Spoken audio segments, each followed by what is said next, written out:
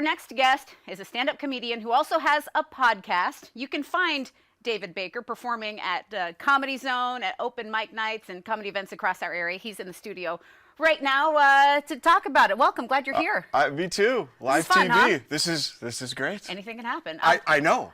This is risky. But I've got to tell you, your podcast has helped me research pretty much every local comedian that we have on the show. You've sat down with all of them. Tell us about your show. Well, thank you so much for watching and listening. I'm always surprised when people do. But yeah, it's great. So it's a local podcast. It's called I Did This Instead of Killing Myself, which I should probably explain that. I don't know if you, but yeah, we were basically bored during COVID, and that's kind of where we thought of it. You know, a lot of hobbies came out this way, but in this podcast, you know, you talk to different comedians. They have their dumpster fire stories. Dumpster fire stories, yeah, and it's local comics. So there's a lot of celebrity comics out there, or comic podcasts out there, but there's not a lot of local ones. So yeah, you get to know the comics in depth. A lot of local comics, but we also run into celebrity comics too. So we've got a couple of episodes with celebrity comics. Yeah, but yeah, it's great. It's a good way to get the word out for their shows and get to know the people. And I guess with the name of your podcast, it goes to say that there's therapy and laughter, you know, and you really connect with people this way. Yeah. What are some of your favorite, I guess, stories that have come up on the podcast, or favorite encounters with comedians? Oh my gosh. Anything stand out? You want to hear my dumpster fire story? Please. Well, I used to be a heavy drinker, and I got robbed by 2 women in Atlanta when I. That's awesome. It's not awesome. I mean, yeah. Well, for dumpster fire story, it is that is awesome a dumpster fire story. Yeah, never happened to you? No. I don't recommend it. No. So you were robbed, and then yeah. Well, I just thought the girls were really into me. You can't even tell people me. what happened. Oh, and then you walk up and your credit cards are gone, and then you're like, well, what is And were you embarrassed to tell people what had happened? Yeah, but I don't drink. These big dudes, they. Yeah, I wanted to say that, but I couldn't even do that because the only reason I knew it was girls was because they got away with buying manicures. Yeah. So I assumed it wasn't a guy that did it. Yeah. But you tracked him down eventually. No, they won that day. That's yeah.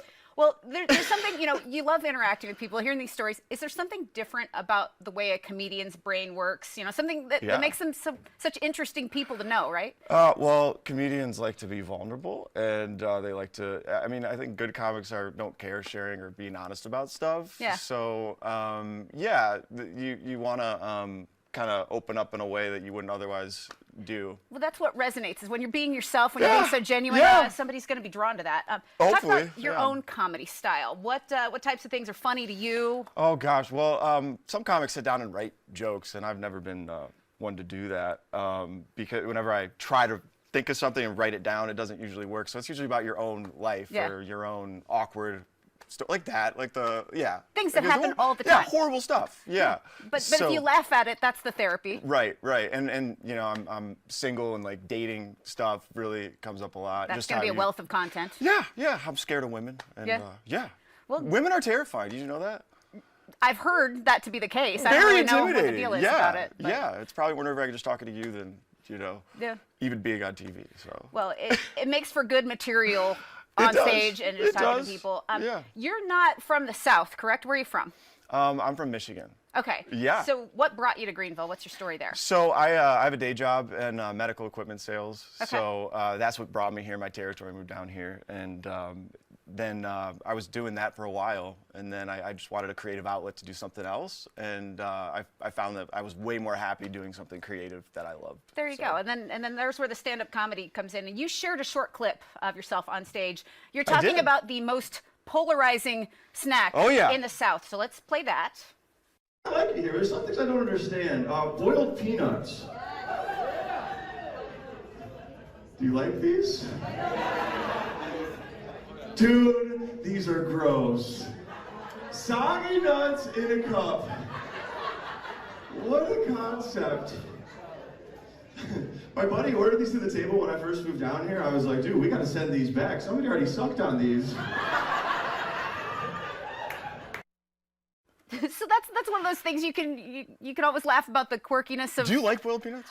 I didn't for the first many years, and then something kind of snaps, and it was one really good boiled peanut experience. But I've had 10 other people go, "These are the best ones you'll ever had," and I did the same thing. Maybe I need to try. They're mushy and weird, but there's one. I'll tell you who makes them. They're kind of seasoned. And yeah, stuff. maybe you need to give it a chance. It's a strange thing. Even if you like the savory, you like the peanut, you like everything about it, but then it's The funny thing to me is the pronunciation, though. How do you pronounce it?